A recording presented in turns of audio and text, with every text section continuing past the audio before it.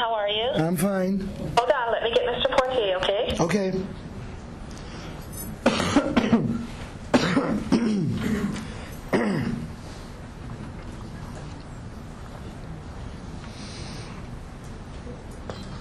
Hello.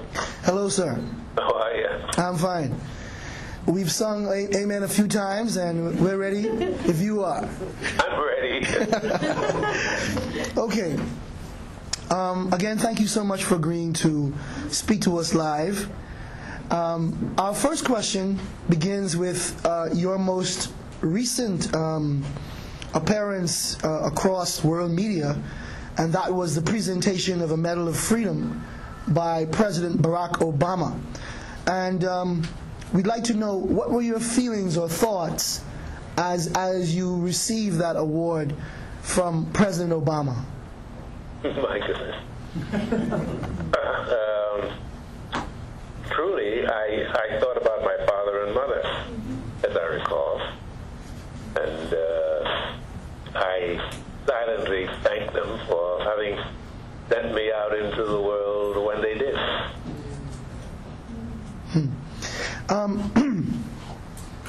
Zora Neale Hurston speaks of the sense of self she acquired as a child growing up in an all-black community in Eatonville, Florida. Very similarly, you describe a cat island that gave you a wholesome sense of self, free from the impositions of racism. Do you believe that you would have become the actor you became if you had, for whatever reason, remained in Miami in 1927 and not spent your first 15 years in the Bahamas? Oh boy. Well, how does one's destiny come about is the question you really ask. By the luck of the draw, by unknown forces in the universe, or by the effort of the individual himself or herself? It's difficult to answer the question definitively, because that is how life is. We can't always, we dream, and we can do that as long as our faculties are in good shape. But the outcome of our dreams and our wishes are not necessarily according to our dictates. It's hard to say. I think that one's destiny is probably somewhat a bit of each, because I think we do have a hand somewhat in what we turn out to be. And of course, there is the hand of the unknowable. There's also the hand of nature, the hand of God, the hands or influences that are in the universe that we don't understand. Let's talk a bit about your acting. I personally think that the film A Raisin in the Sun was the finest demonstration of your acting ability. There may be some in this room who disagree with me. But that particular character was flawed. He was not a saint. He was not always likable. He wasn't always right. He wasn't a member of the professional elite, but rather he was an underdog. He was struggling to become a man, in a sense.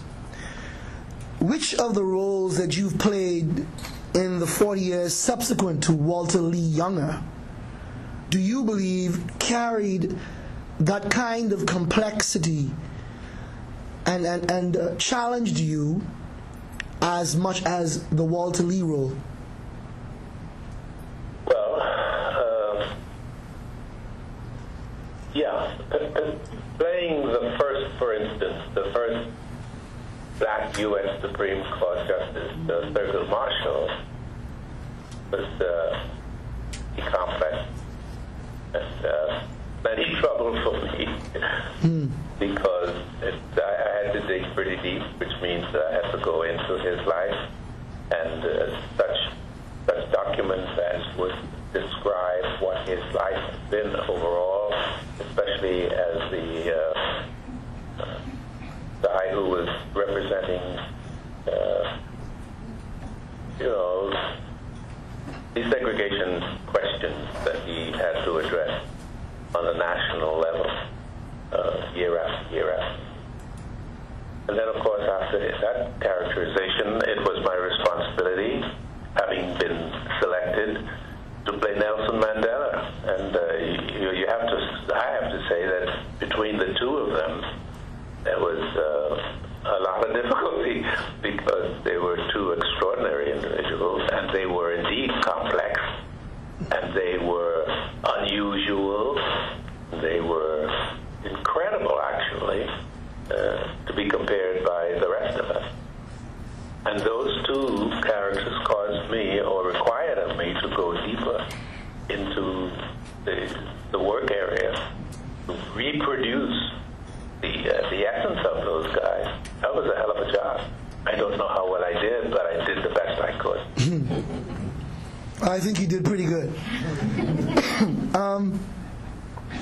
As your success grew in the 60s and 50s as well, one could say, and even beyond, as your success grew, did you ever feel resentment from the African American community or from the black community generally because you were the only actor who was being successful, who was being given these roles? And secondly, did you ever face resentment from the African American community because you were a person of West Indian roots? So there are kind of two parts to that question. Yeah, well, I don't think there was any of that, not one bit. We were all happy to have the opportunity to compete with each other because there were so few jobs for black actors in the movies or on the Broadway stage.